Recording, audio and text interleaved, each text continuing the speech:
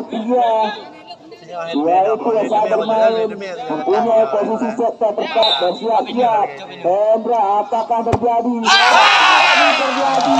Nampaknya bola berada di atas muka Permesa. Lagi-lagi dalam kesempatan nampaknya itu kesebelasan Mitra Aci, yaitu sebuah tendangan yang kedua, yaitu Mulia bisa membawa nama timnya. Apakah bisa mengeluarkan rujukan Permesa? Tendangan kita saksikan. Mulia bersiap-siap. Kita lihat Permesa sudah melakukan cukup baik nampaknya. Di mana Mulia inilah sebuah tendangan yang ketiga. Itu anak-anak Mafia United, yaitu Fajar, pemain yang berasal dari Bang Sidi. Apakah Fajar bisa memberikan tugasnya? Kita saksikan. Di mana Fajar bisa menyamakan kedudukan untuk sementara menjadi 2 sama.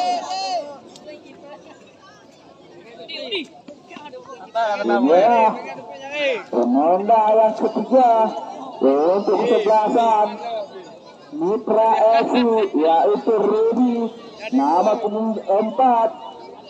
Apakah Rudy bisa membawa namanya di papan skor? Lagi Rudy bersiap. Rudy dan ada di atas udara Permesa. Ya, United. Wah.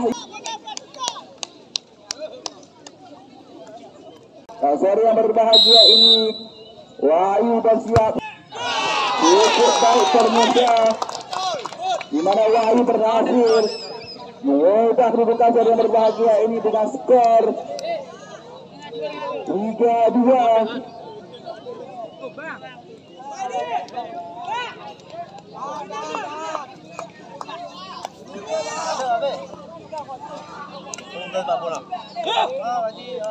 Ya, sampai pada gawang yang kedua dari Permesa. Sayangnya bola keluar dari lapangan Permesa.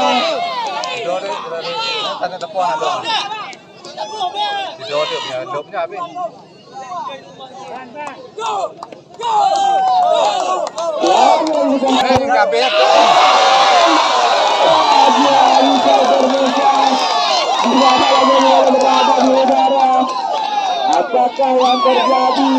Bisa membawa namanya atau inilah sang kapten. Nama punggung siap-siap sudah dilakukan.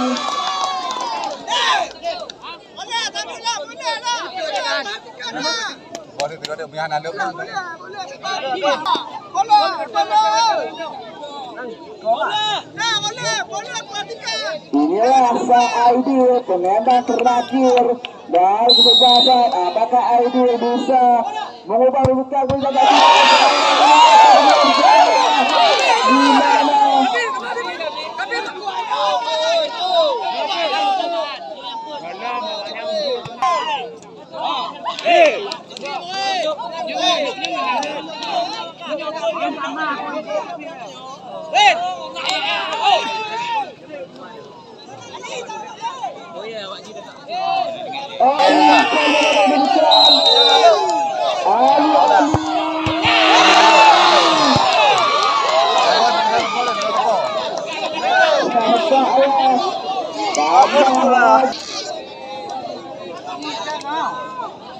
Rahasia hanya Permesa.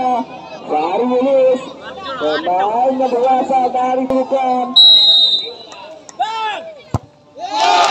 Cukup baik Permesa.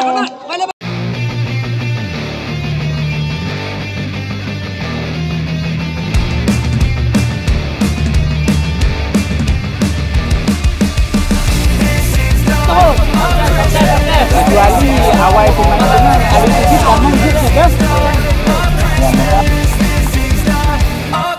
The Christmas tree's on fire. Santa's holding the lighter. My parents are both liars. I got gifts but 1 subscribers. Thanks for the candy basket. Oh, got another jacket. My stocking streets filled with acid and blood.